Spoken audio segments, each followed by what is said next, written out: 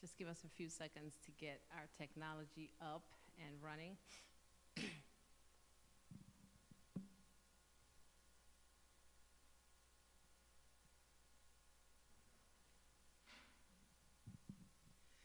Thank you, everybody, for joining us for our annual Black History Candid Conversation panel discussion. This year, we will examine the criminal justice system and the issue of mass incarceration. We've invited everyone to read Michelle Alexander's book, The New Jim Crow, Mass Incarceration in the Age of Colorblindness. This book will help center and frame our discussion for today. For those of you joining us in person, there are index cards available, so you can write down any questions or comments that you have. And if you're feeling comfortable and would like to, you can also use that mic over there to address the panel with any questions or comments. We will check in periodically to see if there are any questions and comments, and if you have any that are written, we just ask you to raise it up, and our volunteers will make sure to grab it from you and hand it to us.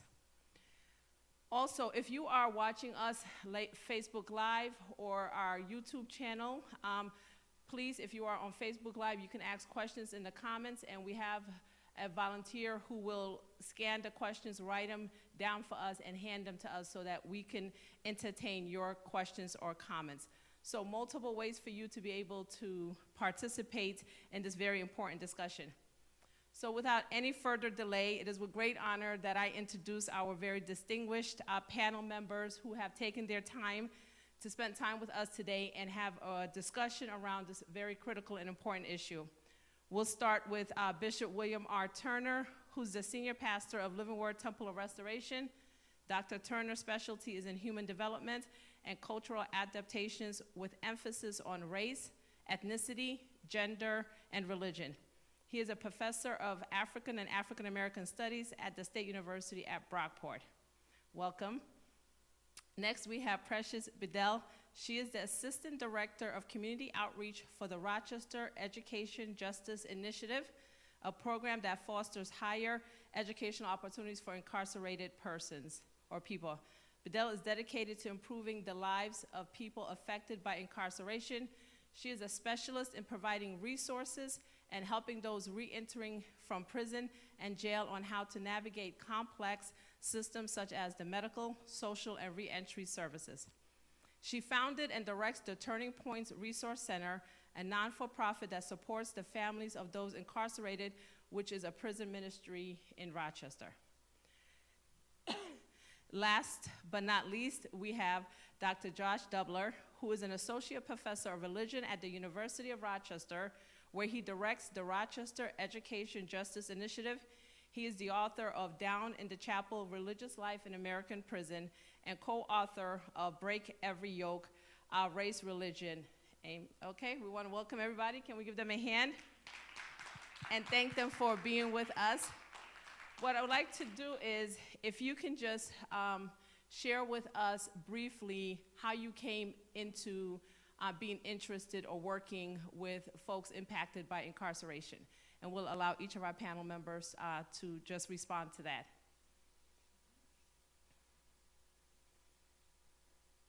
Anyone can go first. Hello, everyone, and thank you.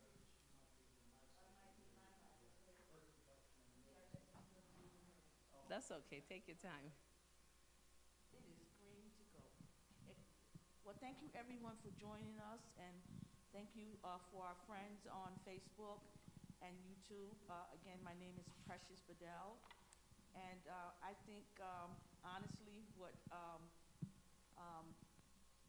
really got me started with the criminal justice system, I'm a formerly incarcerated person. I have been home for almost 22 years, and I have been involved in criminal justice reform.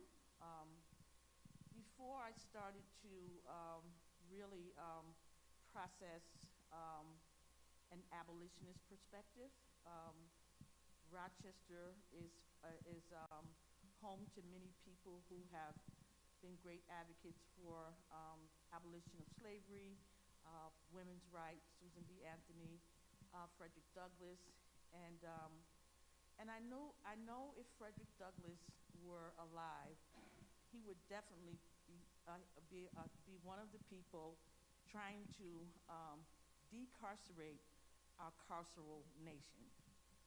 So, when I first started, it was really about black and brown people, but now it's about all people because since we have read the new Jim Crow, and Josh and I teach it in our class, he is the associate professor and assistant. Are you the assistant or the associate professor? The associate, right? Yeah. So actually, Josh created this course called Incarceration Nation, and I met him, and I was interested in him. I had saw a brief something online about him, and him getting a grant to explore the issues of abolitionism on the campus of the University of Rochester, where we both work, and also just to develop, a sort of framework for our class. So we only teach it in the spring, and this spring we have 70 plus students, young undergraduate people, who are interested in not only our course, but they are in the midst of the political atmosphere today, rallying and protesting against the injustice of Daniel Prude. And of course, we had a recent incident with the Rochester Police Department with the 9-year-old girl. And the decision from the Prude case, even though we could say it's not surprising, it is wrong, it is hurtful for us to look and view a lynching of a black brother, naked, in mental distress, and 7 police officers not held accountable. So that's my beginning of my interest and what I'm interested in now. We have a long journey. I'm so happy that African American churches are picking up this issue because we just can't take the Bible inside. We have to do more.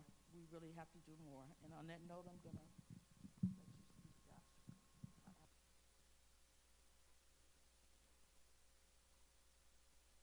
Go next. I'm grateful to be here. Like everybody else, I'm a product of my culture, and I'm a product of history.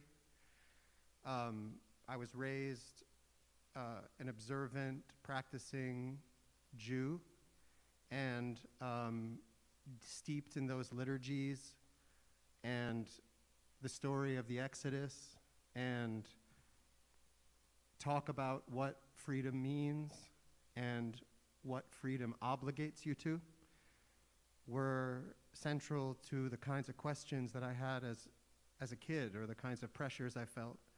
That's culture. And then as far as history goes, I was born in 1974, and during the first 10 years of my life, the incarceration rate, right, the per capita percentage by which in this country we put people in cages increased about 600%. So something really interesting and terrible happens in the 1970s. A lot of people, I was lucky that this was not raised, a middle-class white person. I might have been oblivious to those things. It so happened that my mother worked at Rikers Island when I was a kid. And so, yeah, I'm a product of my culture and my history, like everyone in this room, trying to make sense of how, drawing on the cultural resources that make us who we are, we meaningfully intervene with the history that we find ourselves in. So I'm a native of the Rochester area. I always tell people I'm from the hood, the Hanover high rises, for those who are familiar with that area.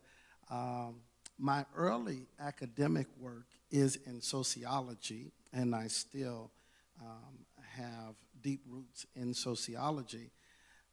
My earliest qualitative work was around jail reform in the Rochester area. Being in ministry 3+ decades in the inner city with African American communities, this is an issue that has continued to impact us as a community and the community of faith.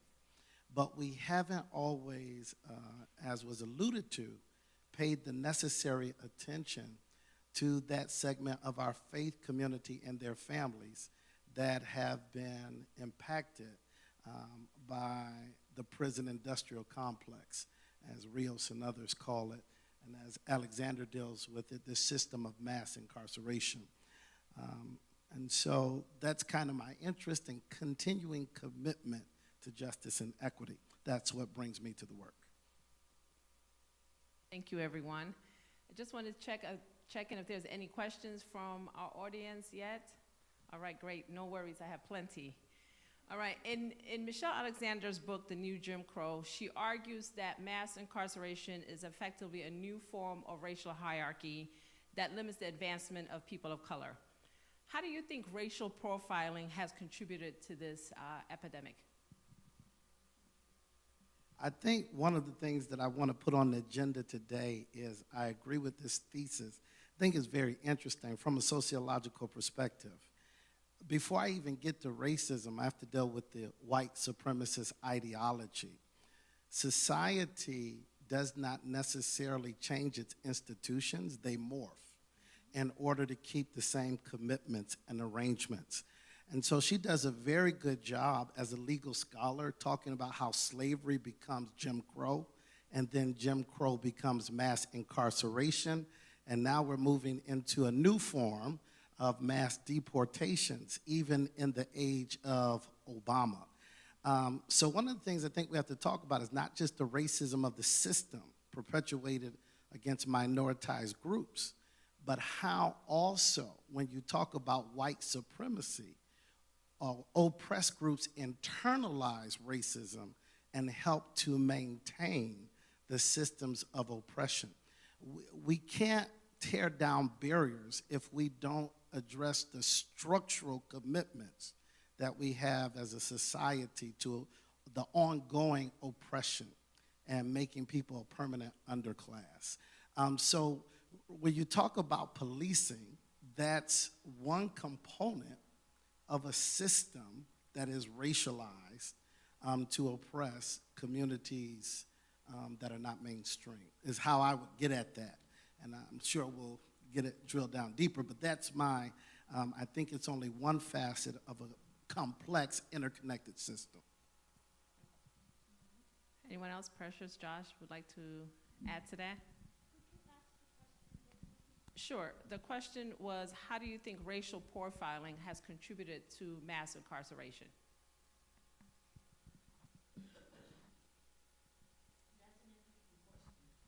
Mike. You got to use your mic so they can hear you online. I said that's an interesting question because we have had a lot of discussions about race and the impact of Dr. Alexander's book on, she wrote the book in 2010, that was 11 years ago. Actually, it took her 2 years to research it, and in between she had 2 children. So a lot has happened between then. But of course, racial profiling has an impact on how we incarcerate people, how we incarcerate Black and brown bodies. As Bishop Turner alluded to, the fact that systems that are in place, and I'm going to say it kind of like in a different way, all of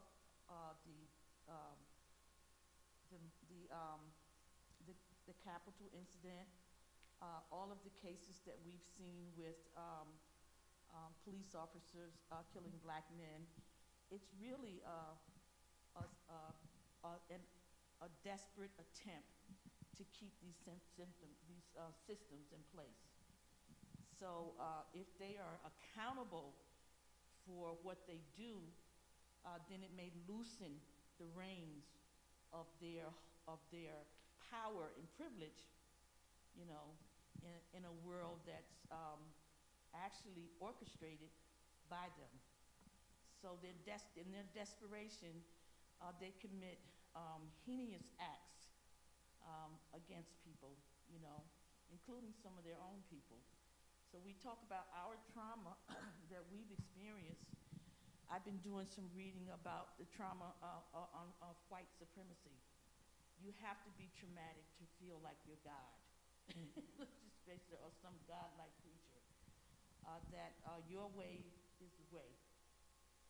So we still have that profile of making sure that people who are different, not just black and brown bodies, but people who are different. So we have it in gender, we have it in transgender people, we have it in anyone that sort of like is attesting to their, you know, not attesting in a way, let me rephrase that. Anyone who goes against what they believe in, then they find a way to rid our society of those people, you know. If I can just, a complimentary point, right, because I think it's, I'm with Precious and Bishop Turner, that we need to attend to systems, right, because the dominant way that people think about racism in this culture is that there's a kind of bias of perception, a bias of judgment, and that's not what leads to the hyper-incarceration of certain populations. What leads to the hyper-incarceration of certain populations is compare how many police officers you have per capita in Webster or Penfield as compared to Rochester. And meanwhile, look at the kinds of property tax revenue that they have in Penfield and Webster and gets fed into the school systems as opposed to Rochester. So something that I find encouraging, and you know, we're in a moment of things being equally, there's a lot to be encouraged about and a lot to be afraid of and upset about. But if you track the conversation around mass incarceration from 2014 and the moment after Mike Brown is killed, and compare that to 2020 after George Floyd is killed, it seems as if we're figuring it out. In 2014, what are the kinds of remedies that are talked about? Okay, police need to have body cameras. We need anti-bias trainings for police officers. By 2020, people understand no, right? Yes, clearly, at the level of an individual officer seeing an individual black or brown body, there is bias operative there. But you need to take a step back. Who is it that lives under the kinds of surveillance, under the threat of police power in our culture? Certain populations are subjected there. Those are the same populations that are systematically impoverished and don't have safe schools, don't have nothing that you all don't know, right? So that's where I think it's important to take that one step back to the systems that put the police officers in certain places, not just the failure of judgment of the individual police officer. And I want to just speak to that too. In some of our organizing meetings and meeting with people, we've learned that a lot of these counties and neighborhoods that Josh is referring to, Pittsburgh, Penfield, and maybe even Webster, these are outside cities that are rich in resources. And so they are really in a funk about the defunding of the police. And the cry is that We can't do that. We can't reallocate funds because we need more policemen. I said, well, then you know what? Come into our neighborhoods and take some of them out and put them in your neighborhood. Thank you. So we think of the issue of mass incarceration, right? And I think earlier one of the panel members just brought up a very good point that we have to take a few steps back. So I want to know your thoughts about the school to prison pipeline, that the idea of mass incarceration does not start necessarily once someone is of age 18, 19 or further, but it is a system, right, that is built upon and perpetuated much earlier. So can you share with us, any of the panel members are invited to respond, your thoughts about the school to prison pipeline and how you feel that might contribute to the issue of mass incarceration? Our graduation rate in the Rochester City School District is shameful. The resources that they have is shameful. The fact that they have to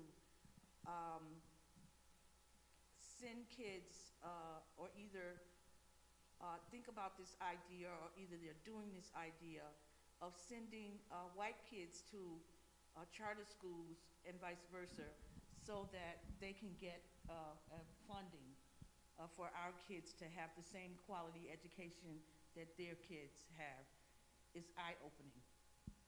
So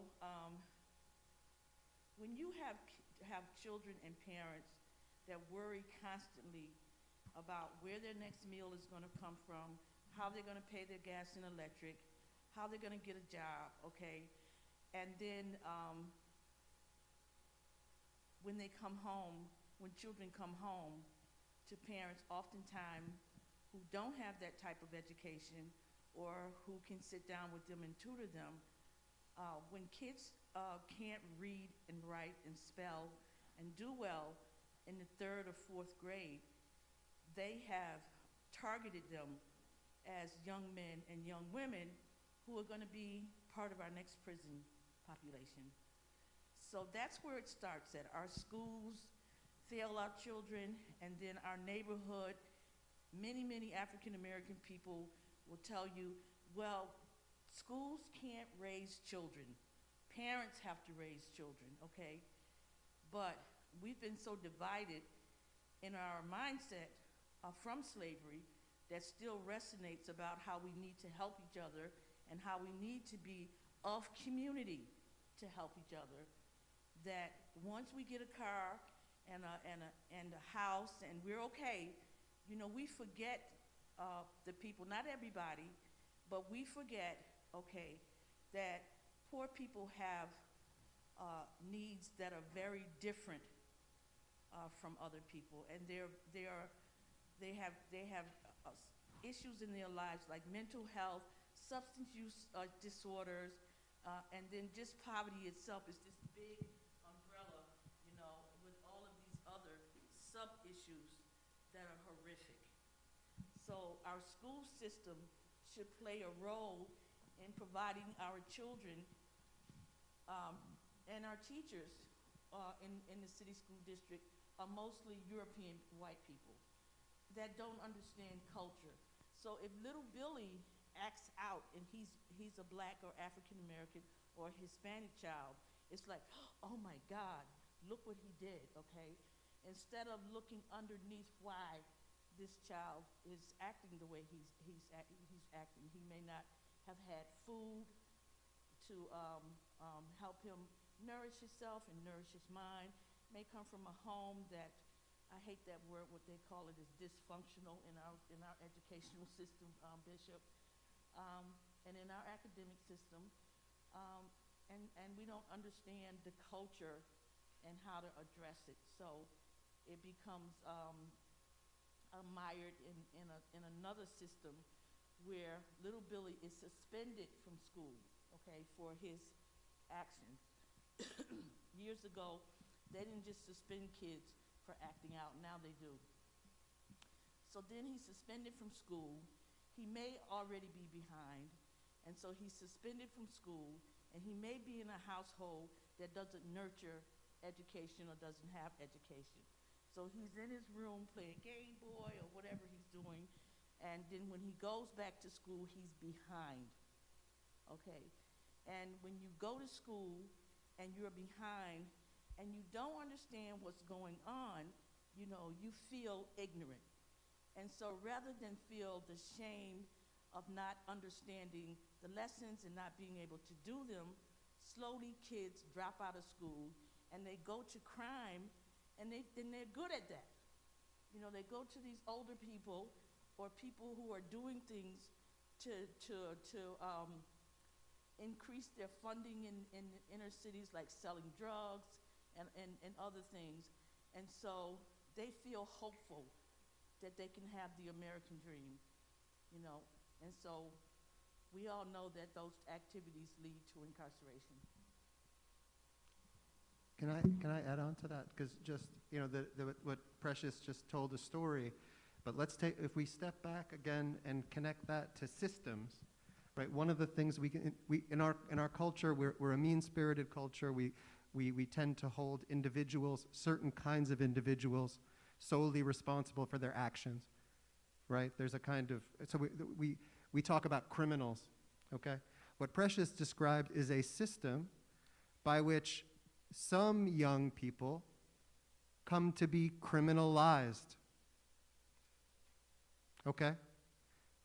I grew up in a middle-class home. I went to a good public school. I would have had to go really out of my way. I would have loved to have gotten into mischief at age 16. 16 boys between ages 16 and 25 are knuckleheads. They're free to use their terrible judgment. And if young people are placed in a situation in which they are forced to choose between not doing something that is going to keep them safe, maybe they're afraid, between doing something for which they are going to be criminalized, guess what? Those are the choices they make. So these are the systems we have by which certain young people come to be sucked up into this system. So I want to piggyback on Josh, because he's made this point 2 times.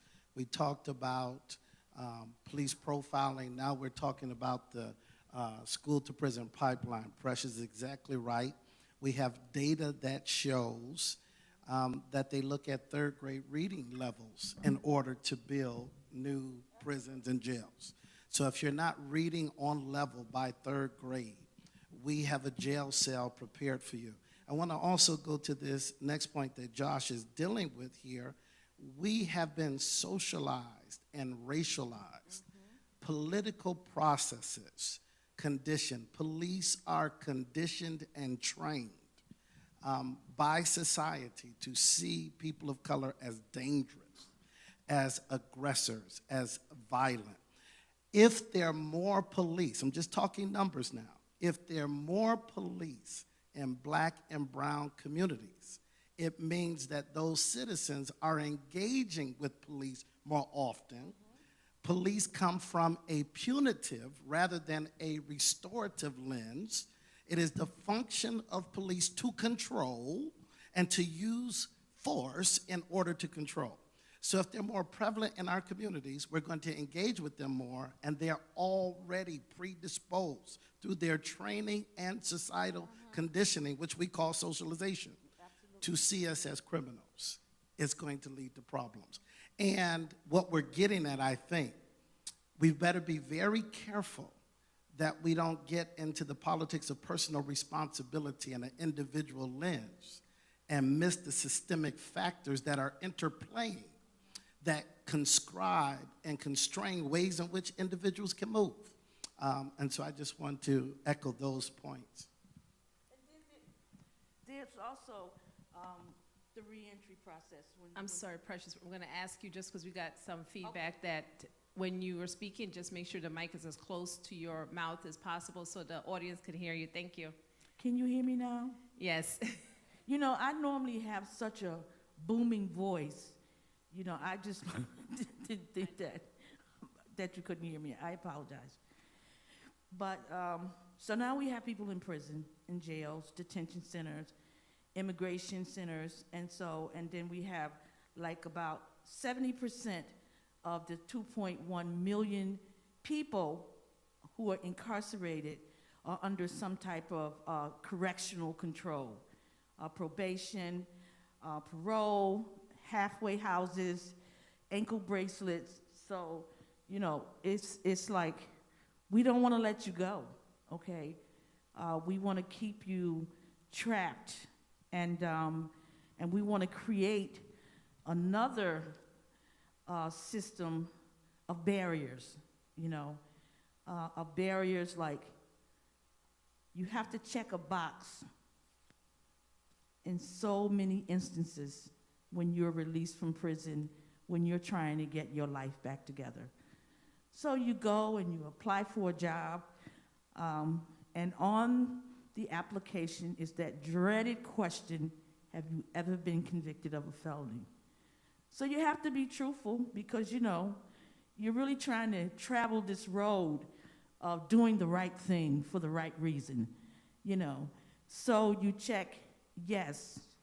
And 9 times out of 10, that application for employment goes into the garbage, or you're lucky and you're called for an interview, and you're overjoyed, you're in the mirror fixing yourself up and just have so much hope, and you get into the interview, and it's like going to a parole hearing, which I've never went to, but a lot of my friends have, and they've explained it. And the only thing that the employers are interested in is what did you do, okay? What did you do?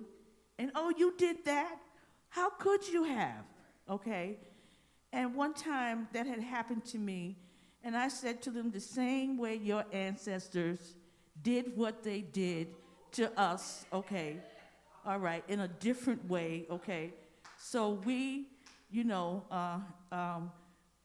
really, I said, you really feel that you can call me in here and get my hope up that you're gonna maybe give me a fair shot at a job. You know, and I had a master's degree, have a master's degree. And it didn't make a lot of difference until people started to really realize that reentry is like walking through a minefield as something that's going to explode. And rather than let these things explode, you know, a lot of people give up and feel like it was so easy to sell drugs. It was so easy to write a check. You know, it was so easy to go into someone's house and steal a television set and sell it, okay? And they get caught back up in what they were doing. And so the parole officers say, well, I told you so, I knew so, you know. So not only is it for employment, but it's housing, health insurance. You can't even be a barber in certain states if you have a felony conviction of drugs. At one time, you couldn't get funding to continue higher education. So it's all part of this system, you know, that doesn't allow people to regain their lives back, become whatever this productive member of society is. Okay, so, you know, that is an endless game that people play and get tired and go back. Or they have some support system through their church or their parents, God, or whatever support system that they have, and they hang in there.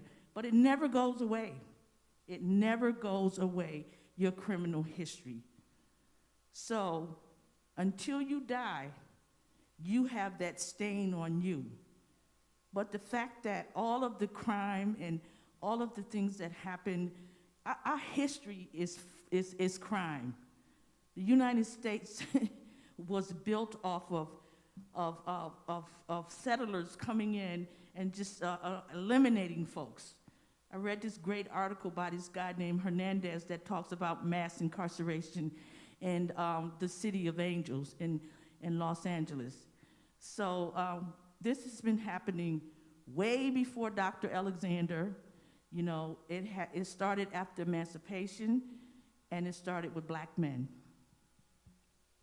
Thank you. We have a question from the audience. It says, my question is one of dignity. As mass incarceration has links to slavery, and we know that enslaved people weren't seen as people, how can we challenge the system to see incarceration and formerly incarcerated people as people?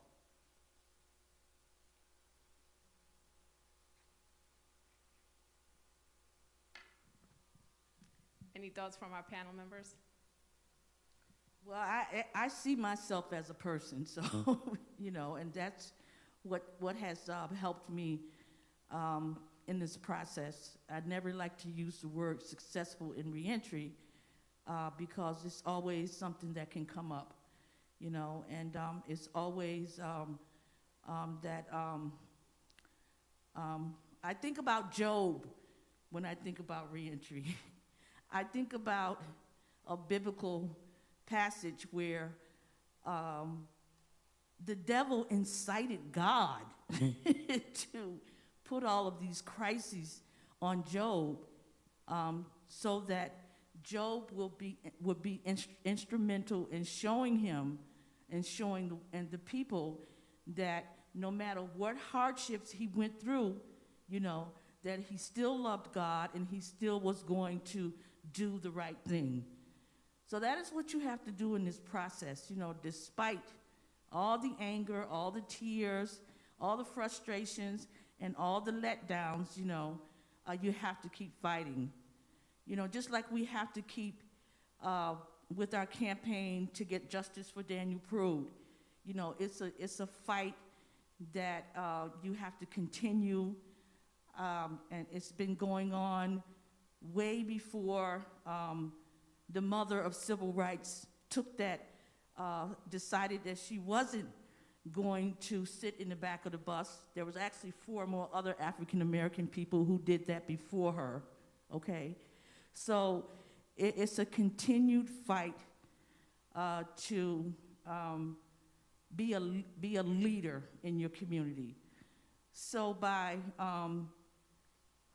I think the face of incarcerated people collectively working on campaigns and organizing to rid our communities of certain factors that would bring people to prison, and of laws, our sentencing laws. So we have this Justice 2020, Road Justice 2020 map that we created in our state organizing. So we launched it in January, and it's about 5 organizations that are together, that are organizations that are demanding that our governor release our people who are elderly that are in prison, people over 55, people who have served beyond the minimum of their sentencing. We are also demanding that right now the governor release more people than he has because of COVID. You know, we are demanding that people who serve time in prison have a fair chance to parole, and for the parole officers to see them and the transformation that they have made during some people 39, 49 years, you know, for who they are now and not the nature of their crime. Because if we look at the people who are sitting in front of us judging us for the nature of their wrongs, we wouldn't get too far. So we have to be collective in working to build our power and speak our truth. So I think when you get to this question of dignity, I'm not going to presume to speak for the system because I did not create the system. I'm minoritized, and I don't think you put the burden of responsibility on the oppressed to fix systems of oppression they didn't create. There's 2 things that I want to deal with. If I'm coming from a Christian worldview, I'm thinking of the Imago Dei, the image of God. You have to believe that all people are redeemable. And it kind of goes akin to restorative practices. Although the system tries to dehumanize, we have to rehumanize in our minds and in the way that we treat persons who were or formerly incarcerated. The church has not done a good job in respect to this population when we talk about reentry, of seeing you as a person worthy of dignity and not defining you by moments in your life, but in the totality of your personhood. So I think that's one problem. We have been hypocritical in espousing a gospel for some and not a gospel that is redemptive for all people.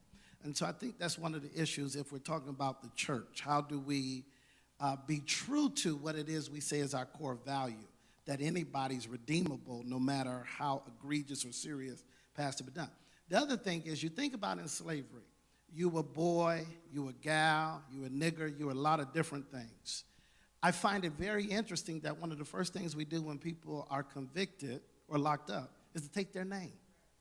And we identify, we depersonalize, and we categorize. We have to be very careful of giving power over to institutions, quote unquote, who are looking out for our best interests. Sometimes your best interest is to take your own interest in your hand. I'm gonna stop there and be good. All right.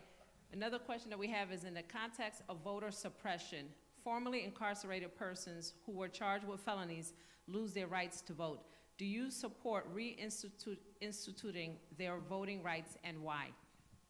That's an easy question for me. If the person has paid their crime, they should not be permanently disenfranchised from, it goes to my last point. How can we treat you as human if we're supposed to believe in this restorative, we're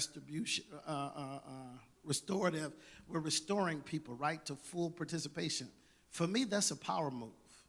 Once I've labeled you criminal, you no longer have freedom anymore.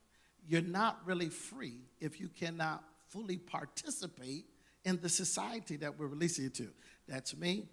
That's where I'm at on that. But can I press you further? Yes. Right. So we live in a society where the stigma of a harm that you've caused sticks to some people, and other people are free to commit all sorts of harms, and the stigma never sticks. Okay. And we see that every time, there's no indictment for a police officer having killed someone. So why stop there when you say, yeah, once you've paid the penalty, you should get your voting rights back? And this is a bill that hopefully will pass in New York right now, automatic reenfranchisement. Why should incarcerated people lose their vote to begin with? So there's an historical answer for that, right? I mean, so many of you know probably this, the 13th Amendment as this entity that kind of preserves enslavement through a loophole is the story. There's a lot of truth to that, right? So you have, prisons, I always like to remind our students, are new. There have been jails for a long time, right? That you go there, you get locked in a cage to await your punishment. It was really only with in the founding of this country that the folks that founded this country said, no, we don't want to do it. We don't want to punish people's bodies anymore. We don't want to stick them in stockades. We want to do something. We don't want to act like kings. We want to do something that's more appropriate, more democratic. Let's do something more humane. And in some ways, it was well-intentioned. I'm thinking about folks in Philadelphia in particular, although also in Auburn, New York.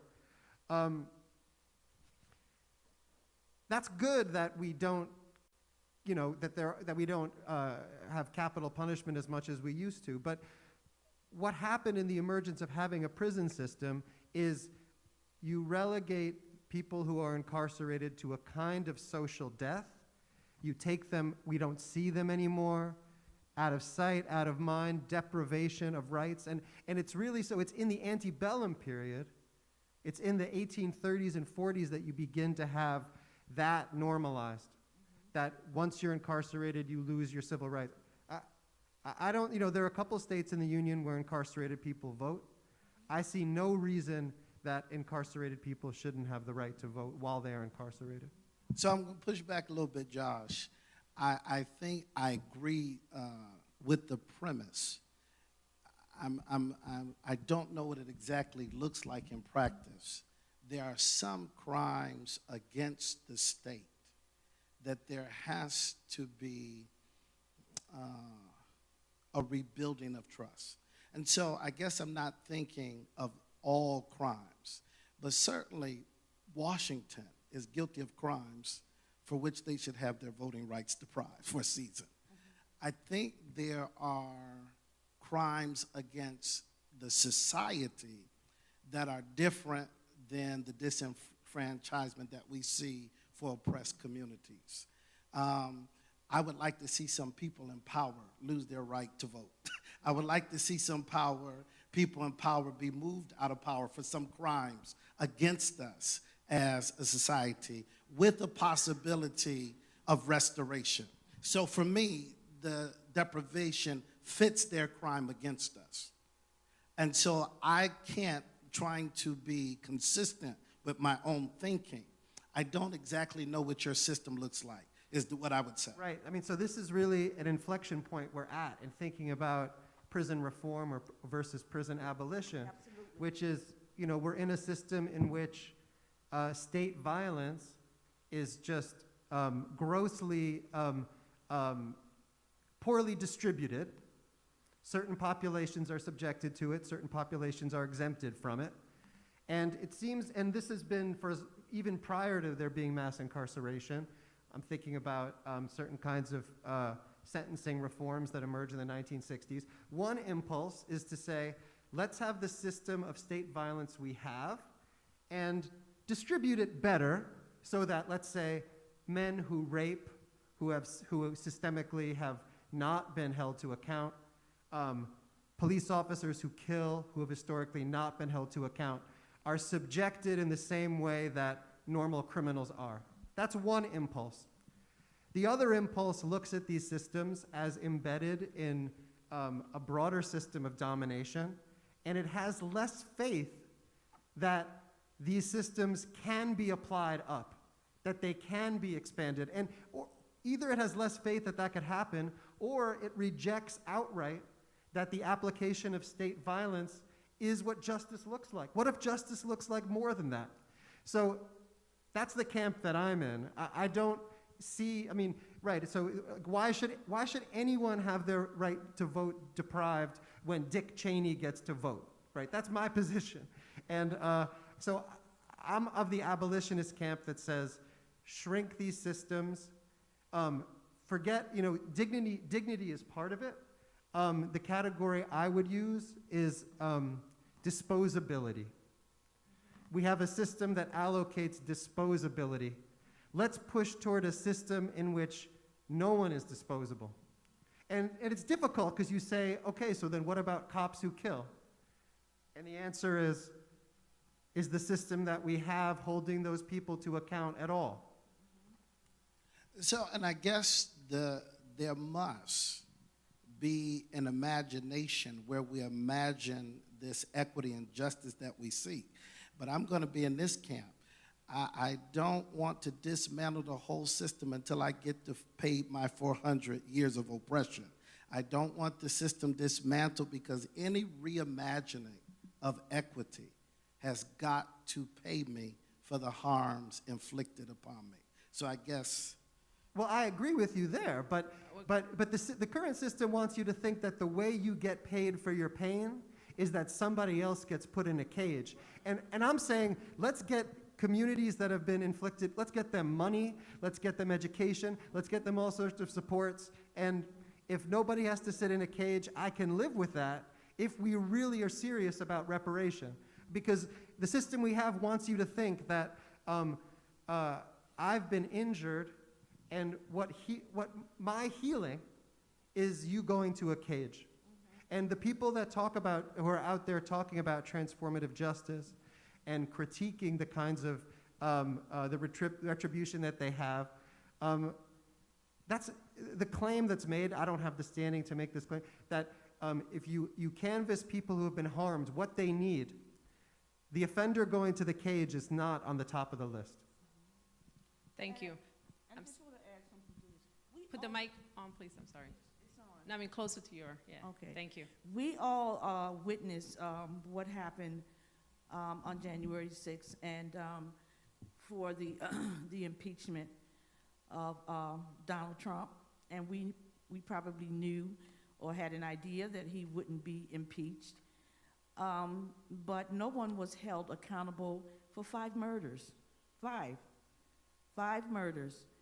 And I think back to how police-oriented and the Capitol was on the steps when Black Lives Matter came there. I think about the National Guards being there, and you know, they could not penetrate that building if they wanted to, and they didn't want to. They were protesters. You know, we've been protesting. Our right to protest has been in line with change for many decades. So it wouldn't, at this day and time, make me happy to see even him, Donald Trump, incarcerated, because one of the things we talk about a lot is that if a person commits a homicide and they send them to prison for 25 years to life or life without parole, the violence inside of prisons is horrific. Even violence for police officers. Once they go there and they don't have their uniform on, people remember how they treated them.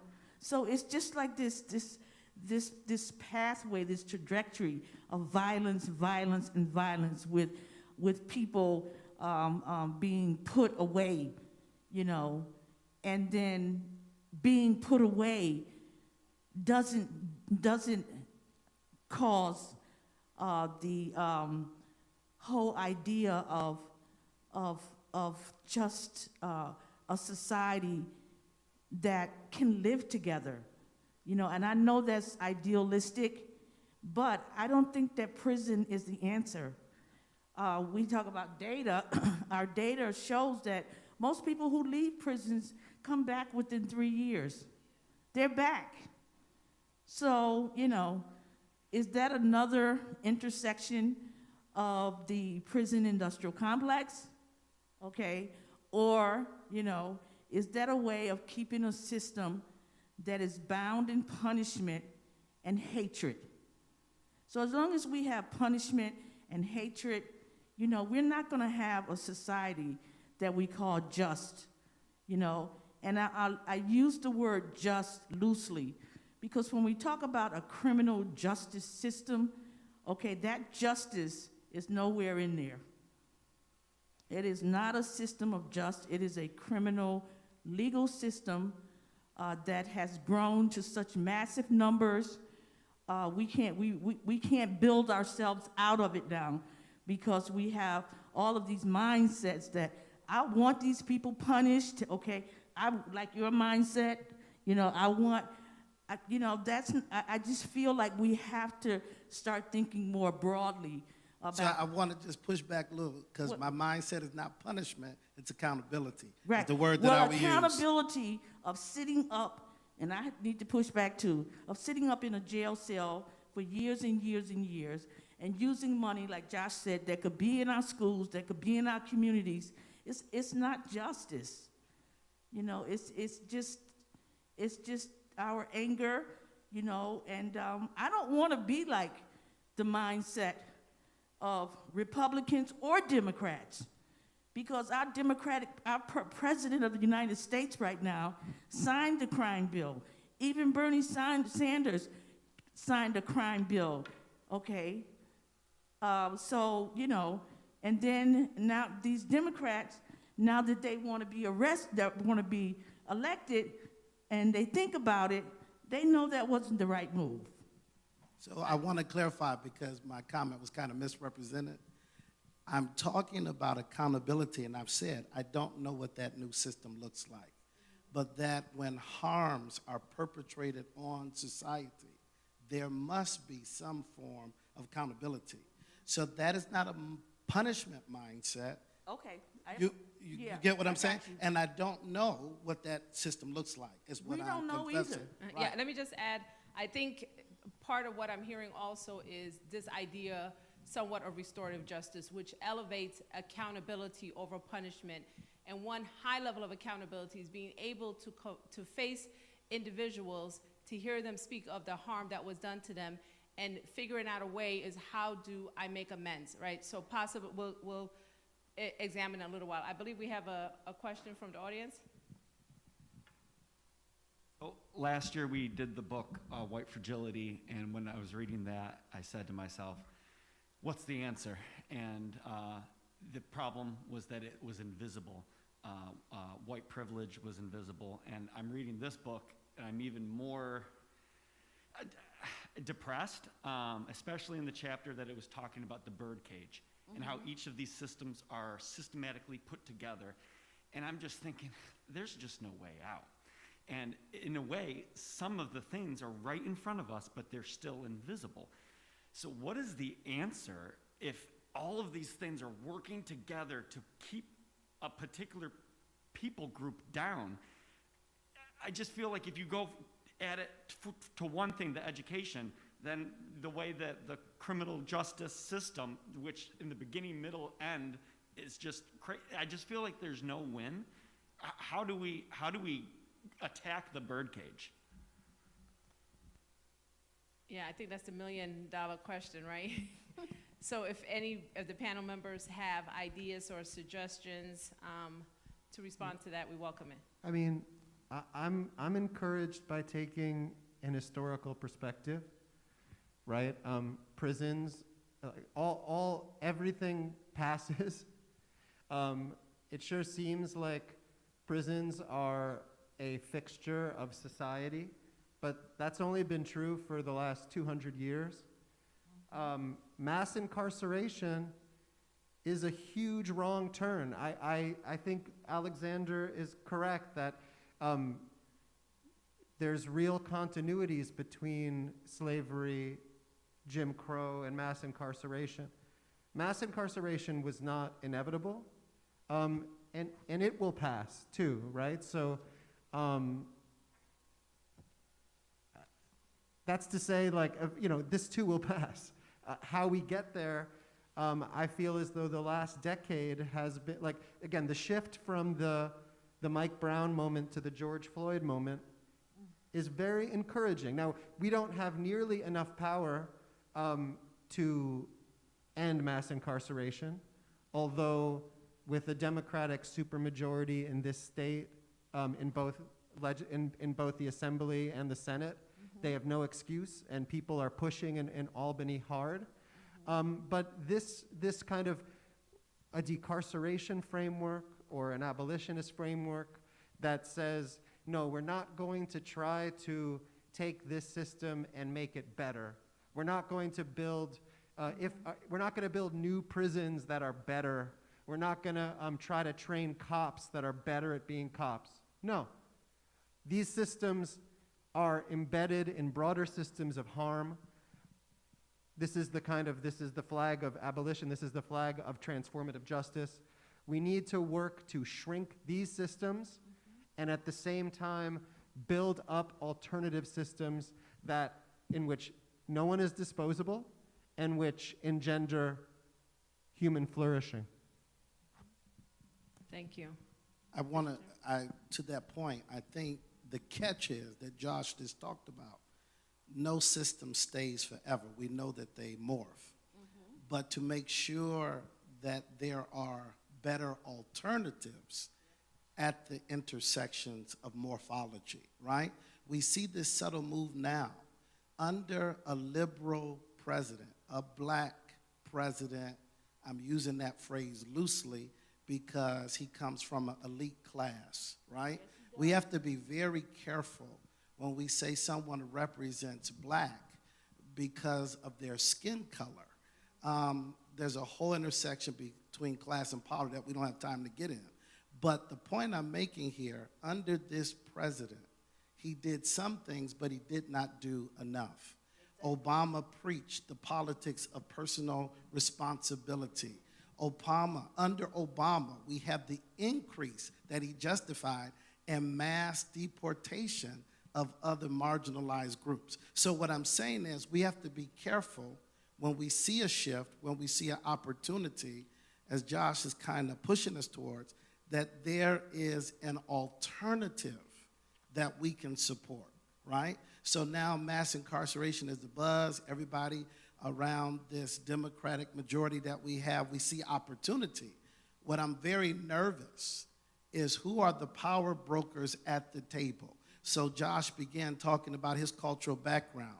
I'm very nervous when nobody looks like me and comes from my cultural background is at the decision-making table or the power table. We're dealing with SUNY, and at Brockport, where I teach right now, I often talk to the leadership there because you use such an expansive definition of diversity that it has no specificity anymore. People change the discussion very subtly, talking about diversity. Well, we were talking about mass incarceration. Are we still talking about, right? So we have to be very careful that people don't allow us to sink into intentionality, that we miss the impact of harm is what I'm trying to keep on the table. There are some harms that have been perpetuated historically, and every time there's a shift, these most vulnerable population get used as the impetus for this new movement, but it never benefits you after the new movement gets firmly in place. Absolutely, thank you. Question we have is, do you believe that the police department across America has an issue with systemic racism, harassment, and police brutality towards African Americans? If so, do you believe it is connected to mass incarceration?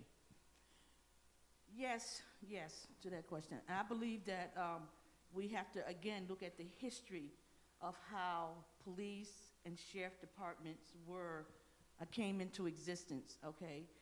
And the Klan actually were the sheriffs, put on their robes and their hoods at night and did a whole lot of damage to black communities in the South in particular.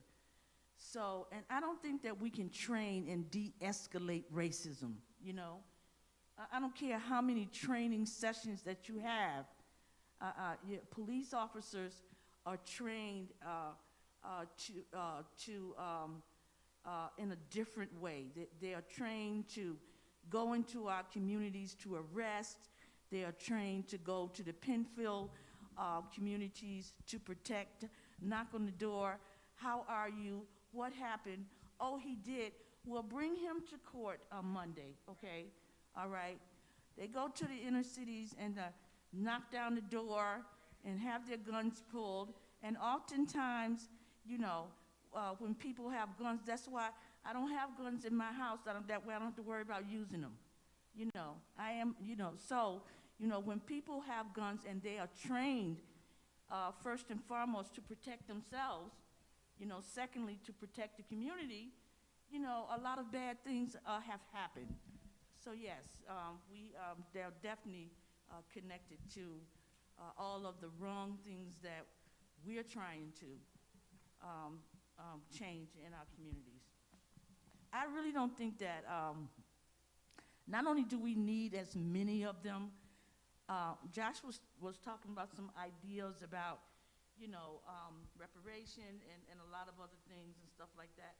But I think that now, out of some of the things that have happened with Trayvon Martin, with Michael Brown, you know, people are protesting more than they ever have. People are galvanizing and they're reading these books, and I don't know if a lot of people do anything, but you know, it's this shift of really looking at how are we going to aid our white allies in fixing what they have so brutally torn apart.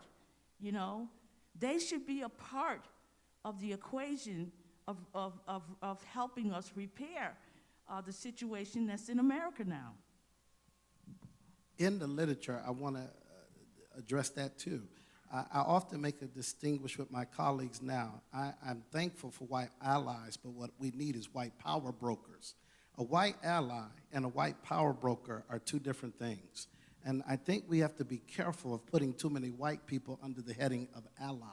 What is a power broker? The power broker are the gatekeepers of systemic influence. An ally may be with me and have just as little influence as I do.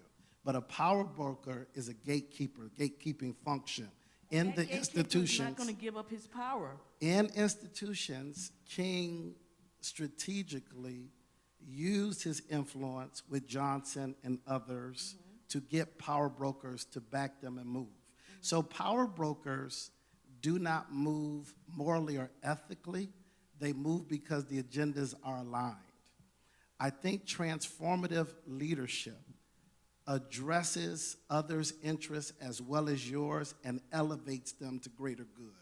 An ally and a power broker are not the same. So there are some power brokers that use their power to push your agenda, but is not what I would consider an ally. Educated around the cause, committed to the cause, invested in the cause. They're invested in their own expediency, but King and others in civil rights movement, feminist movement, are not successful if they're not power brokers as well as allies to push their agenda. Got to put a skin in the game. Where can individuals released from jail go for decent housing with no background history, no credit score, no job? Where might that be help for folks who were formerly incarcerated? I'm sorry, the mic. I know it's hard. Yeah. I know, I'm sorry. And this mask. There is the Judicial Process Commission, okay, and that is a criminal justice organization that has been in Rochester for 42 years, ran on very little funds by Sue Porter and a lot of volunteers. And Turning Points is the resource center that you mentioned that is at our church, and our church is not open now, so you know we do what we can by Zoom and whatever. The prison system is closed now, so the work that we were doing with helping people with transportation and other things for their families while they're incarcerated, you know, right now that's just not happening. Believe it or not, parole has taken on a new path because they have to. Talk about power brokers. The state is really asking them not to violate people, you know, so readily for having a positive urinalysis, you know. Addiction is a disease of the brain. It just don't go away for most folks, you know.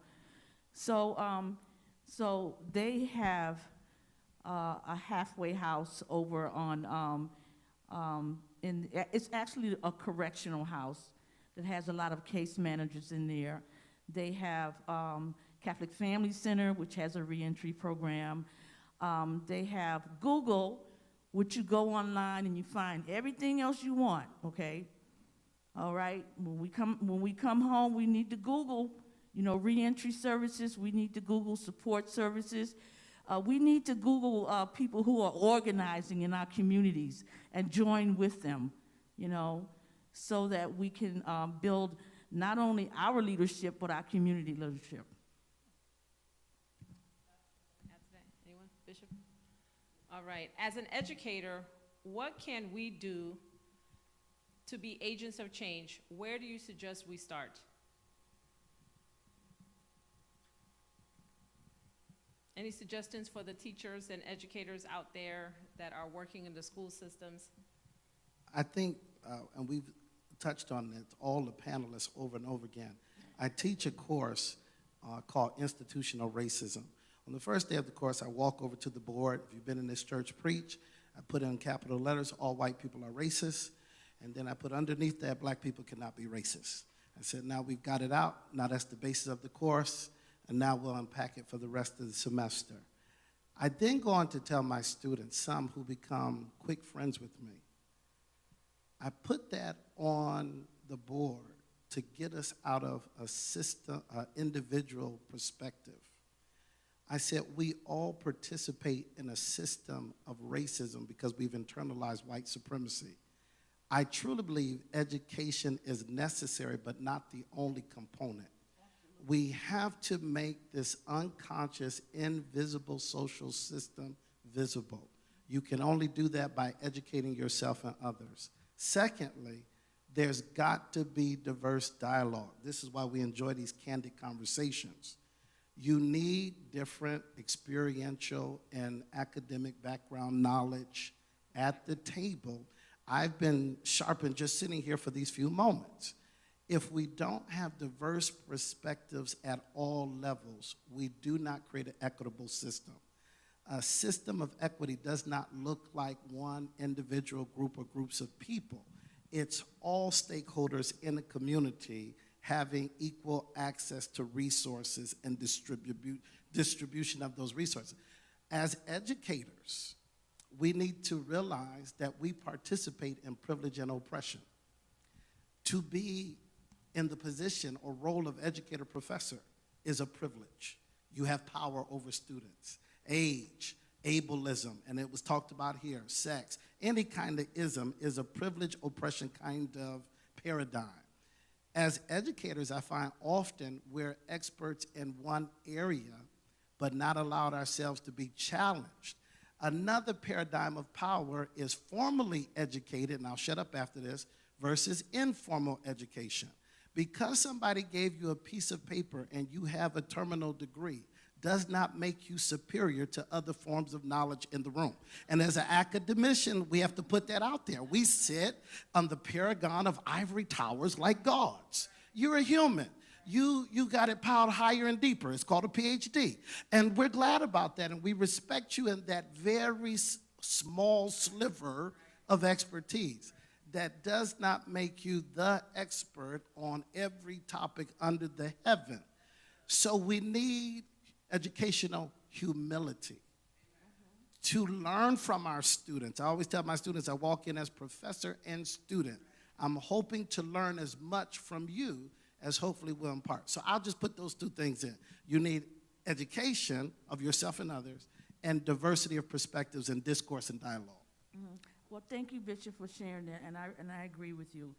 One of the things that really attracted me to Josh has an ability to really look at a problem or a situation and figure, and it's not because he has a PhD, that's probably part of it, but he used the word decarcerate, the University of Rochester, and as an organizer, we use the word decarcerate to decrease the numbers in the criminal justice system.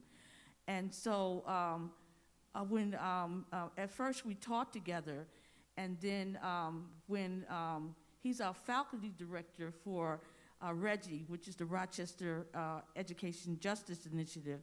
And so what the plan is to bring as many formerly incarcerated people to the University of Rochester, a racist university that I work at, okay? All right? And also to be grateful, I am, for the small cracks that have opened to have conversations about incarceration, engagement in how to bring community into this other city inside of a city, you know? So I was attracted to his way of thinking because he wasn't just a PhD professor or a religion professor, this guy who wrote a couple of books and who's, in my opinion, very brilliant in a lot of areas, but he is also this type of person that knows that if we don't do something different, you know, if we don't reimagine, I think the first time I heard reimagine about abolition, it was through a film with Angela Davis. And then when I started to work with people in our circle, I started to process it because like everybody else, we want people to be punished when they hurt our families or whatever, okay? But when you really start to think on the base of it, that it's unnatural, you know, to lock somebody up in a cage for the rest of their lives, it's just unnatural. It really is unnatural. And because Brian Stevens says that we are so much more than the mistake that we made. So with this initiative at one of our universities are supposed to be social organizers that bring a lot of different perspectives in the world, like the University of California, where Angela Davis and the Black Panthers and all of that. All of those things we need to bring back, just not schools, but universities. Yeah, I mean, you know, Bishop Turner mentioned Obama and personal responsibility, and it's not fair because we're all tired and we're all just trying to survive. But whatever it is you care about, we need abolition grade change in that sphere if we're going to survive. And that's true about justice, and that's true about education, and that's true about climate. And it would be great if, like, we could just say, okay, the military or the churches or the unions are going to save us, but it's not going to happen. So it's going to have to be people power. It's going to have to be, and it's not fair. And obviously unions and churches and universities have a role to play. Right. But it's going to have to be people power. So you live in a town where police killed a black man, and then there were protests over the summer, and you know, and a lot of the people that were in the front lines of those protests are now running for city council, and maybe you want to get involved to support them because maybe they're our best hope for trying to bring those kinds of changes into our community. But then as for the stuff Precious is talking about, you know, then it's like, again, it's not fair because we're all doing enough just to survive. But like, you know, it feels sometimes quixotic, like a bit foolish or silly, like if you have like a majority white private institution in a plurality black town that operates a private police department with jurisdiction in black neighborhoods to try to decarcerate it. I mean, maybe I should do something better with my life. But I mean, but that's where we're at. Like, we're actually at this institution that has a tremendous amount of power in town, and we can, you know, we can shake the tree and get the institution to not charge incarcerated students for credits. And then we can go to other universities in town. We have a deal with Geneseo now and say, hey, look what we're doing, and we got grant money. Maybe you want to do that too. And then as far as the stigma of formerly incarcerated people goes, 10 years ago, people, because I've been doing this work for a long time, you went to your dean and were like, yeah, we need to create navigable pathways for formerly incarcerated people on campus. They would have said, like, what, a murderer, a rapist? And the new Jim Crow is like changed. They might think that, but they know better than to say it now. And so, hey, you know, we can be a conduit for educational resources, for employment resources. The U of R is the number. Anyway, so we're lucky. Like, we're in a place where we can try to connect, to try to loosen the grip on the kinds of resources we have in order to try to make the university more accountable to the town. I mean, like, the university should pay taxes. The university doesn't pay taxes. But anyway, so we're lucky, and I guess every one of us is positioned in ways like that there are things that we can do to try to decarcerate where we stand and try to resist retribution and work toward something more restorative, something more affirmative. Mm-hmm. And also, the University of Rochester is the biggest employer in Monroe County. Okay, so we can have an opportunity to get formerly incarcerated people jobs, you know, probably not right now because of COVID and a lot of financial strain that they claim that they're, you know, experiencing. I just feel that when someone asks a question like the young man asked over there, it's just not an easy answer. Like, you know, what are we gonna do? I feel so hopeless. You know, I've read Mass Incarceration, and all of these things just make me feel like, what are we gonna do? We have to keep doing what we're doing and trying new ideas and being open to a world that invests in communities and not cages. Moderator, one more thing. To add to what Precious is saying, it just came back to me. I often tell my students, and you can tell because I'm a critical race theorist, I always get this pushback because I know the sociology literature on race and, oh man, why not? The racial formation theory will tell you all people can be racist. And I wholeheartedly refute that particular perspective. But one thing I say is all people operate in privilege and oppression. And one thing, if I'm going to be for justice and equity, I have to be aware of my own privilege as a male, white, supremacist, capitalistic patriarchy, as Bell Hooks say. And I have to be aware of the ways in which I oppress women. So while I don't see myself as racist, I can be biased, I can be prejudiced, I certainly operate in sexism as a male in this country. Educating myself around my privilege to ally with women who are oppressed and to allow them to educate me about the ways in which I contribute to their oppression. I can't, no matter how overwhelming my life is as a black man, allow myself permission to be unconscious about the ways I oppress others. So that, for me, keeps me engaged. I think to Josh's point on becoming more humane, when I realize, and let's just go there, that I'm not perfect either.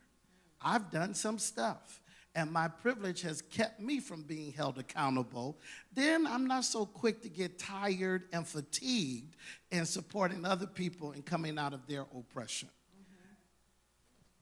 Thank you. Any questions from the audience, members? All right.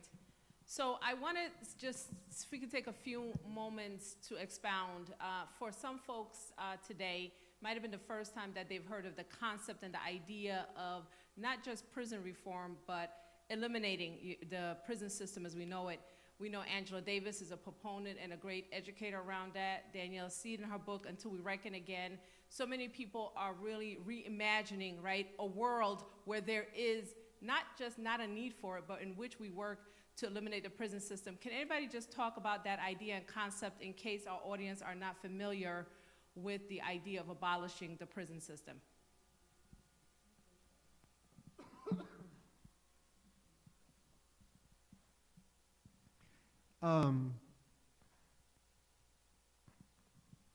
So approached negatively, right? Why abolition? We talk about abolition in part because for as long as there have been cages, they built the first cage in Philadelphia to put people in, and they said, okay, we're gonna, these were Quakers. These are progressive folks. These aren't the mean-spirited Calvinists. But we're gonna, people fall in with the wrong crowd, and it leads them to a life of crime. So we're gonna take them out of their environment, and we're gonna put them in a cage where they're gonna be able to commune with their maker, and their inner light will glow anew. That was the idea. And as you won't be surprised to hear, when you take people and lock them in a cage and deprive them all human interaction, that doesn't make them better. It takes people that are injured and makes them more injured. It breaks them. So as long as we've had this system where we try to effect justice by putting people in cages, the system has never worked. And we're always trying to reform it to make it work better. But it's never worked. And there was a huge push in the 1970s, before, but especially after the Attica uprising. Look at the brutality, look at these unconstitutional conditions, and we know what that led to. That led to the largest prison building boom in the history of the world. place like Albion, New York, that as of 1980 had a Lipton tea factory, a Hunt's ketchup factory, a Mott's apple factory, applesauce factory. Lost all those factories because the ownership class decided they could make more money by moving the jobs outside of the country. And Albion, New York, that had had a prison since 1930, got a second prison in 1984. Attica, that had a prison since 1894, got a second prison in 1984. Anyway, the point is, as long as we've had prisons, there's been pushes to reform them. The system we have is incredibly adept at absorbing the criticisms and using those criticisms in order to justify themselves, not only to continue, but to grow. So we don't want to talk about prison reform, we want to talk about prison abolition. Why abolition? So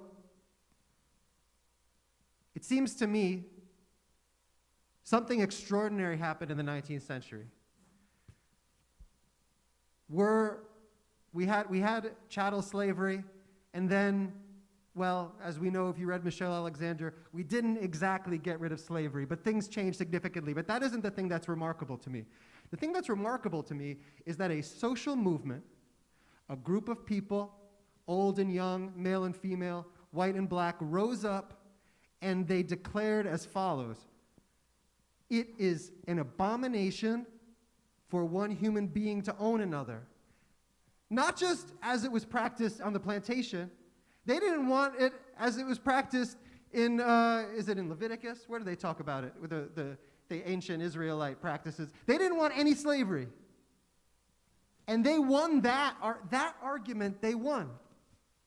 Slavery continues, right? But no one in this room thinks that it is acceptable for one human being to own another human being. History has thrown me to this place. I don't know if I would have gotten here if I didn't live in a society that had racialized mass incarceration. I don't see how we can all sit here and agree that it is an abomination for one human being to own another human being, and yet say, it's okay for us to put a human being in a cage. I don't see how we can, people aren't consistent, but if we're going to be anything like consistent, it seems to me that this historically emergent practice of locking human beings in cages needs to end. And so that's where you begin. And it's a provocation, right? It's a provocation to say, prison abolition, abolish prisons. How can you get there? But public safety, there would be anarchy. But locking someone in a cage is the only version of justice I can imagine. Okay, so here we are. In many ways, we think within the logic of mass incarceration. We imagine justice and public safety within the logic of incarceration. I think that the abolitionist stance is to posit that moral truth, that locking a human being in a cage is an immoral abomination that needs to be removed from the face of the earth, and then points forward to a horizon. What does it look like? Don't know. Those who talk about transformative justice, they're convincing in the following respect. The system we have centers the person who's committed the harm. What if instead of centering the person who committed the harm, what if we centered the harm, the person who's been harmed, and the healing that they require?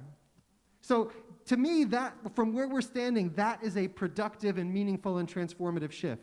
So we start there. What does the world without prisons look like? That I can't tell you. And chances are all of us die before that world comes about. But here we are in the meantime. Anybody have a different perspective that they want to add to? Because there's a follow-up question to that for you, Josh, from an audience member. Well, Mike, please. thank you again. I just wanted to quote from Ruth Gilmore, and she has been a prison abolitionist for about 30 years, great scholar, great person. And so she says how precious life is, and she talks about that.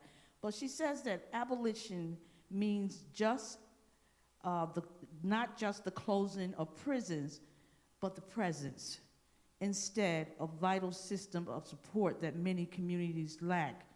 Instead of asking how, in a future without prisons, we will deal with so-called violent people, abolitionists ask how we resolve inequalities and give people the resources they need long before the hypothetical moment when, as Gilmore puts it, they mess up. So again, investment in communities and not cages. All right, thank you. Josh, there's a follow-up question from an audience member that says, when you speak of abolishing the prison system, does that include the police department as well? I mean, it's really interesting what's happened to the public conversation around this in the past year, right? Because a year ago, I would say there was more discussion about prison abolition than about police abolition, although, you know, the folks who spent the summers on the streets caused that to change. Yeah, me personally, I mean, I see this as these are intersecting, overlapping systems of state violence. I don't think that these systems of state violence, can be separated from one another. But I also don't think, I'm not a pacifist, but I don't think that the tools of state violence are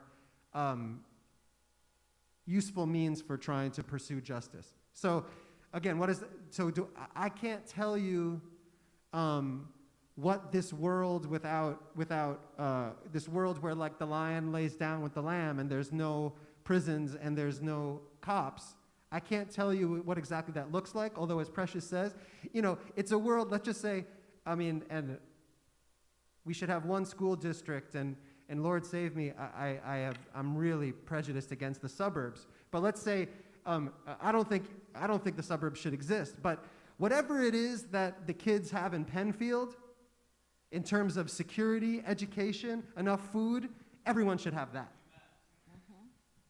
So, I don't know what that world looks like, but I do know what to do in the meantime, right? And this is where the abolitionists talk about the difference between reformist reforms and non-reformist reforms. So we work to shrink these systems of state violence, and we try to nurture alternative systems.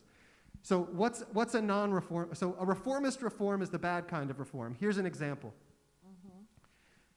During the era of mass incarceration, the language of abolition has primarily attached to the effort to abolish the death penalty. Those who pushed to abolish the death penalty since the death penalty came back in 1976,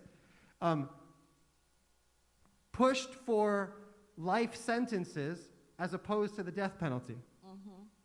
According to a report from the Sentencing Project based in DC that came out last week, there are now as many people in this country serving sentences of life, either with or without parole, as there were people in prison in 1970. Death by incarceration. Right? So that's a reformist reform. That's the kind of reform we don't want. We don't want to play whack-a-mole with the system where you're pushing down on one place of the system and it adapts and it shores up its legitimacy and it continues to grow. We don't want that. Abolitionists, is it better for someone to be in their home with an ankle bracelet rather than in a cage? Yes. Do abolitionists think that we should then expand surveillance so that people are subjected to incarceration in their homes? No. Reformist reforms, the systems absorb criticism and grow. Non-reformist reforms, defund the police. Non-reformist reforms take money that would have gone to the police and give it to education, give it to public health. Non-reformist reforms, Daniel's Law. Why, if you're in a mental health crisis, do you want a violence worker showing up? Why do you want a man with a gun? What if you have someone who has a history and skills dealing with people who are having mental health crises? Non-reformist reform. So again, Abolition is a horizon. I can't tell you what that world looks like. But I can tell you in some ways, sitting at the present, what kinds of things we should collectively try to push for so as to shrink the systems that harm and to try to cultivate these alternative systems that allow human flourishing. Okay, thank you. I just want to check in. Any questions from the audience? Before we move on? All right. So I'm going to give each of our panel members an opportunity to just summarize maybe some highlights and learning from Michelle Alexander's book, The New Jim Crow, Mass Incarceration in the Age of Colorblindness. And then I'll have a few closing remarks. And also, please add if there's any concrete recommendations for individuals who are interested in working to help address this issue.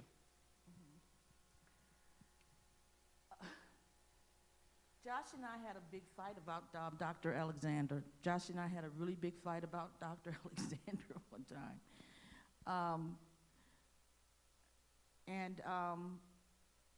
We both did a lot of reading from other scholars about what really increased the numbers of people in the criminal justice system.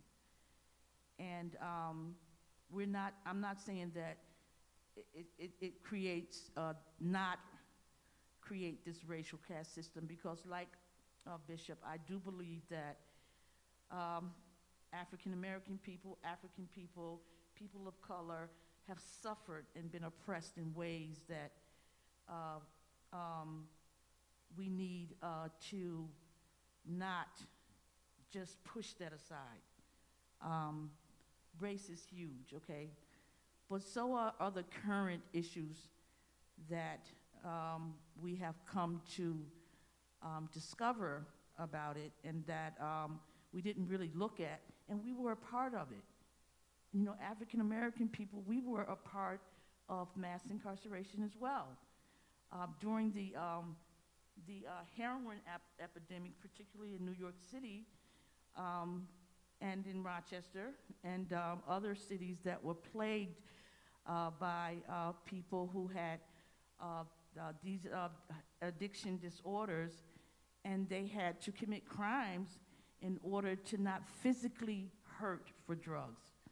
So it was a lot of crime, a lot of rise in numbers in crimes, and so the conversations going on in our communities at the time were with Reverend Florence, if you remember Reverend Florence, and in Fight Square. The conversations that my parents were having at the time were about better schools, medical care, employment, you know, housing, lead poison, and all these things, okay? And they vigilantly organized and protested and rallied to get these things.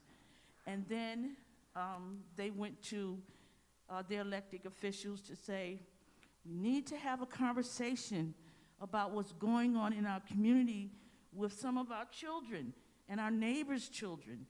And I bought 4 TVs in a couple of months because they all leave because people steal them and sell them for drugs. So the answer was, lock up your own. And James Foreman wrote about it, you know. He didn't talk about these things that I'm talking about. But the fact is that Dr. Alexander's book opened up conversations about all of the other things that are involved in mass incarceration other than 18 to 25-year-old African American boys and men that are locked up, in which there were numerous of them, especially during the crack era. Women are coming to prison faster than men. They're not as many, but they come to prison faster than men. They have a gendered pathway, a trajectory that's riddled with sexual abuse, violence, more violence as they are sex workers and mental health and substance use disorder again. So we learned about all of these issues, you know, that made us read more, that made us think more, you know, and that's the type of scholar she was. She is. She pushed, with that book, she pushed the envelope to help me think more. Yeah, I mean, so it's such a, the publication of this book is a real landmark, and it's a real monument, and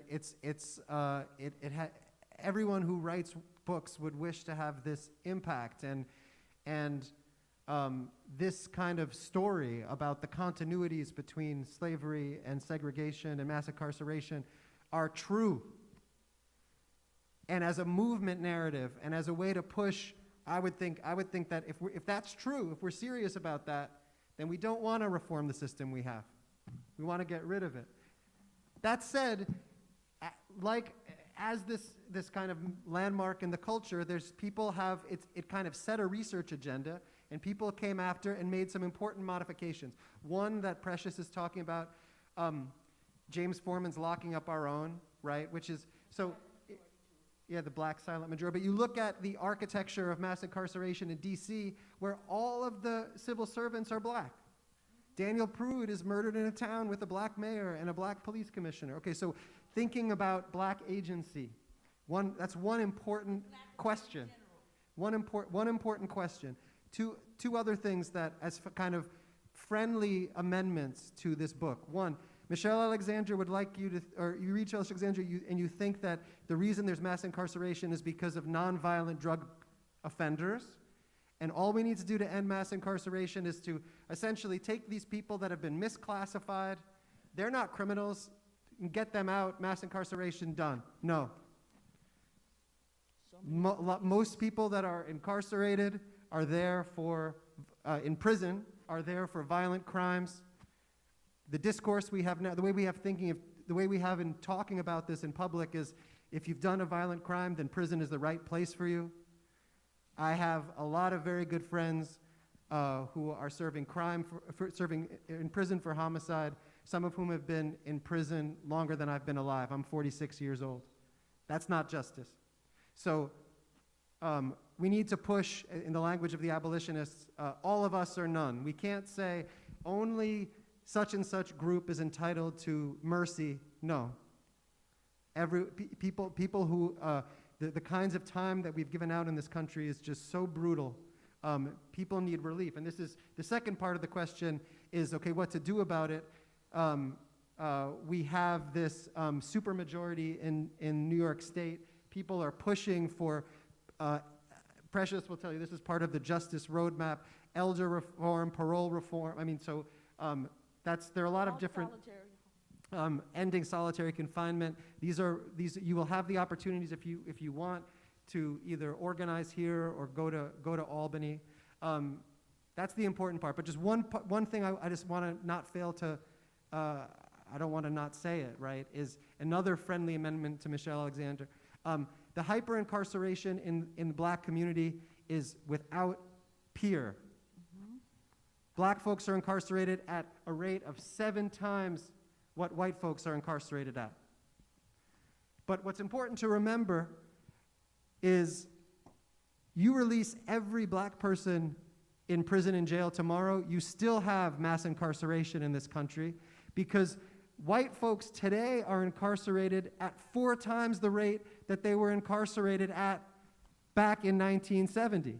We incarcerate white people at 4 times the rate that they incarcerate people in Germany and France, right? So we don't want to lose track of that, even as, and in fact, right, the system adapts to criticism, and one of the ways it's currently adapting to criticism is to try to alleviate racial disparities, and poor rural white people are now being incarcerated at higher rates. So again, we want to be attentive to how the system adapts to criticism.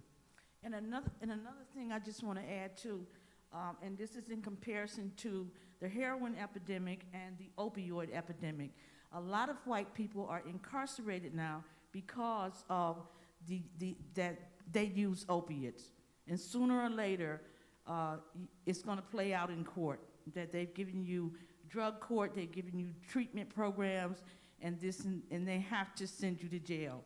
So at one time, African American women were disproportionately incarcerated more than any other Hispanic or any other ethnic group in the prison system.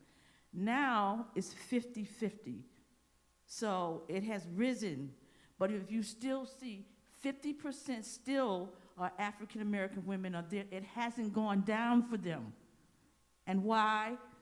Not only racial disparities, it is because of the environments and communities that they come out of and the lack of support and resources that they have when they leave the prison system. So if people here or people who are listening on Facebook, you want to get involved, okay, you can Google Center for Community Alternatives. You can Google Release Aging People from Prison, and that's RAP. You can Google Halt Solitary. You can Google just about organizing, you know, and if that's your thing, fine. Also, if that's not your thing, there are a lot of people who need mentors when they come out of prison, volunteers to help them until they get a car. They might need a ride to a job employment, they might need a ride to an interview. So there's lots of ways we can help people. You know, we are a community, life is precious, so when people come out, we have to keep helping them along the way. So I'm a race scholar, so I'm going to push back just a little bit. Michelle Alexander is a legal scholar, and the primary thesis of the work is to talk about racial and social control. And I don't want to lose that in this conversation, because sometimes that's what happens to communities of color. We change the discussion and it morphs from our intention. What her actual premise is to show that slavery never went away, but we're maintaining control over black people. And she uses the lens of mass incarceration to talk about, so I don't want to take the work out of its context. She's talking about racial and social control. Now we're having a broader discussion about mass incarceration, which is factual. But I don't want to lose that at the bottom of the racial hierarchy, suffering the most from white supremacy, and I want to make that clear. Because if I have other identities that are tied to whiteness, they will mitigate my oppression in this country. But if you happen to have black skin, you're at the bottom of the benefits. So when black people benefit, all people benefit. So I don't want to move from how the system has conspired to make black and brown people the whooping boy and girl for everything in society with the disproportionate outcomes. So we need to have the larger conversation without losing the specific moment that we are in, that black and brown people are disproportionately targeted in these spaces. And I also want to add that sociologists have been looking at this issue. When you look at Lawrence Bobo, when you look at Mary Patillo, Omi and Why Not, there's a lot of good work about white supremacy. And and racial domination. Edward Bonilla Silva is another. Colorblind racism. I want to make this point that is often missed in these kind of conversations. When you talk about racism, you're talking about the oppressor. When you talk about white supremacy and patriarchy and colonialism, you're talking about an ideology that is global, that normalizes whiteness, that privileges whiteness, that keeps persons with identities not associated with white heterosexual normativity oppressed. And this is what we kind of talked around a little bit. It's not just the white elites in power. It's poor whites and poor others and minoritized others that internalize white supremacy to become complicit in our own oppression. So I hear this abolitionist, and I haven't got there, but I'm glad to be exposed to it. I'm not there. But I also do understand that we participate, not because of racism, but because white supremacy is a package of beliefs and values and ideologies that we become complicit in our own oppression. And so in that, I agree with the abolitionists, the cycle continues because we contribute. But I don't want to take Alexander out of her context. And so I want to go back to her original thesis and say, she's trying to show how racial and social control morphs. She uses this lens of mass incarceration, and I think it celebrates. And we do need to have larger, and I don't even know if large is the right word, but other conversations. But the text is designed to show how racial and social control are perpetrated. I would be my big takeaway. Thank you. Okay, Thank Bishop, you. no, I I'm have to sorry, respond to that, okay? where- Bishop, Josh and I both said, okay, what you said initially, okay, about the landscape of this book is about social control over black and brown bodies. I told you he and I had. Well, Precious, now, Can since, I finish now? Don't get your gender. Wait, I'm not. Wait a minute. I'm not Precious. Precious. No, you're not gonna pull the pastor on me here. I'm talking, and I'm asking you to listen. Wait, But I'm Precious, moderating. Can we just? That's my point. Let's just- You stepped over the moderator. Let's just, yes, I gave every panel member an opportunity to do their closing statements, right? It's not for us to debate back, because we are out of time, and I still have a few things that I would like to say, so we can perhaps continue the discussion. Well, I really want to address that. I know, but I have literally like 2 minutes, and we listen to each other, right? Give closing statements.